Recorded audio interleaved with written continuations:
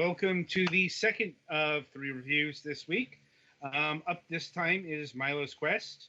Milo is a young pupper who is enjoying his time in the park and sees a delicious bone to chew on. The bone is cursed and sets free the evil king Old Skull. Now it is up to Milo to go on an adventure and stop the curse. Uh, Uh, specific, Specifically, a top down Zelda adventure. And since we got the PlayStation 4 version, it's up to Pettyfan to review this game. So tell us more about this. Honestly, I think it's less Legend of Zelda and more just kind of like a block pushing game. Because you only have two options to do something: push a Uh-huh. block or ram into something. Fair enough. So maybe more like Sokoban. Probably. yeah, Yeah. but it still has like an overworld. It looks like so. Yeah. Kind Like, of. But they're more like interconnected levels. duly noted. Anyway, so how difficult are these puzzles? It really depends. They have an easy mode, which is what I have my completed file on. But there's also normal.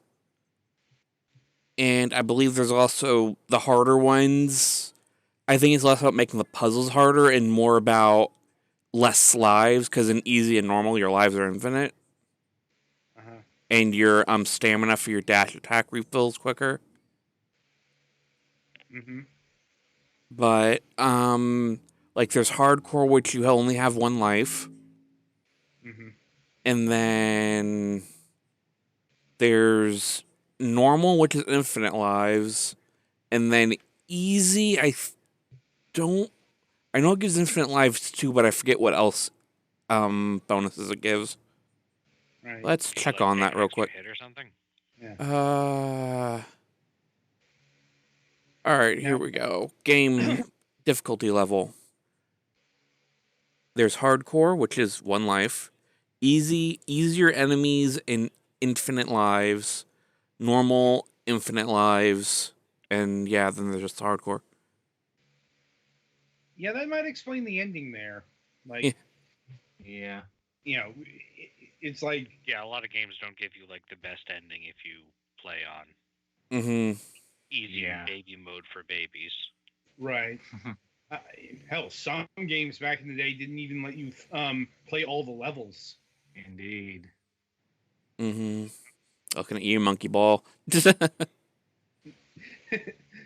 uh, but anyway, so this game, as I understand it, started out as a casual PC game, as in it showed up on like sites like Big Fish and the like, Mm. rather than Steam, and was converted to consoles by our good frenemies at Retalikia. Like, um, and it seems to fit the Retalikia mold. Like, you know, I know that they don't typically develop the games, at least not all of them. Some of them they have more involvement in, as I understand it. But like this is another one of their port jobs. But it's like the overwhelming majority of Retalikia games have been this kind of art style. You know, generic 8-bit stuff, and I'm sure it's got you know perfectly serviceable chip tune uh, tracks. Yeah, it And, does. the game what wraps up in what like uh, 3 hours at most, and that's being generous. Yeah, probably a little less if you know what you're doing. hmm Which once again, Radalakia specializes in converting very short to decently short games, like 1 to 3 hours runtime. Like Knighton was a bit of an outlier there, eh, Hmm. being 5 to 6. Point of order is like it. It looks like a game that Radalakia would handle, Mm-hmm. and I'm sure everything is solid. It's Yeah. vanilla. You The know, only thing I don't really like is your character moves on a grid, but when you're pushing blocks, they don't. So it's possible to get the block trapped, and you can't really do anything about it other than leave the area and come back. Yeah, that's the Sokoban talking there. It's like, and if you don't know what Sokoban is, I don't know. Maybe we'll talk about that one topic of discussion. The short form is it's like the original block pushing puzzle game, right? Close to it. It's like it's definitely the first block pushing, but it has an earlier ancestor in Heiankyo Alien. Mhm. But this is getting into some super obscure Japanese game dev stuff. That, but just suffice to say that this game is, and if you don't know if as Sokoban, you might know it as Boxel, or just like one of the various clones that came up, like Chip's Challenge, like, or like this game is very much in that mold, like with some Zelda attached to it. And are there any like bosses in the game? There are, but it's kind of the similar. You just kind of dash into it till it dies. Hmm. Like, I haven't seen any like really deep mechanics or anything like that. Uh-huh. Once again, that's pretty typical for one of these kinds of games. Mm-hmm. Like, and I don't know. Anything else worth mentioning here? Um, I guess the difficulty of the puzzles kind of vary because there are some of them that were really easy. I could I figured out the solution like almost instantly, and then there are some I was scratching my head for a few minutes. Hmm. Like, there's probably trophy guides that'd help there. Oh yeah, another thing about the trophies is I got the platinum trophy before beating the game. Yeah, that's another hallmark of Radalaikia games.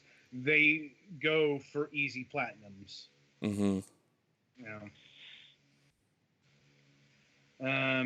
and in keeping with other facets of, well, Radalaikia, this game clocks in at your standard Radalaikia price of $5. Like,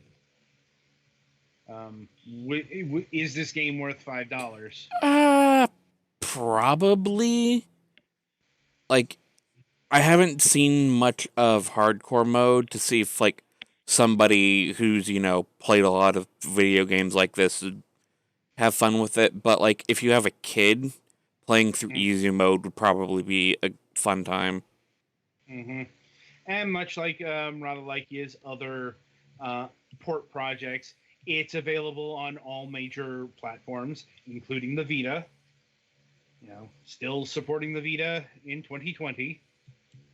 I don't know why, but they do it. Like, and well, anything else here? Not really. This game's pretty simple, so Mm-hmm. you'll know really quick whether or not you'll like it. And yeah, I guess go pick it up on console of choice. Is it on Steam yet, or? No, it is not. No, at least not that I saw. Like,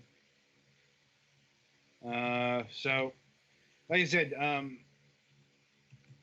this, sometimes these games aren't on Steam. Mm-hmm. We've had that happen on multiple occasions. Indeed. Mm-hmm. Like, no, not seeing a Steam version, and none seem to be in the works. So, yeah, I think that'll about do it for Milo's Quest here. Hooray! So anyway, coming up next is a game called Wonderling. This is a Nintendo Switch. We got the Nintendo Switch version, so it'll be over to Galax for this review.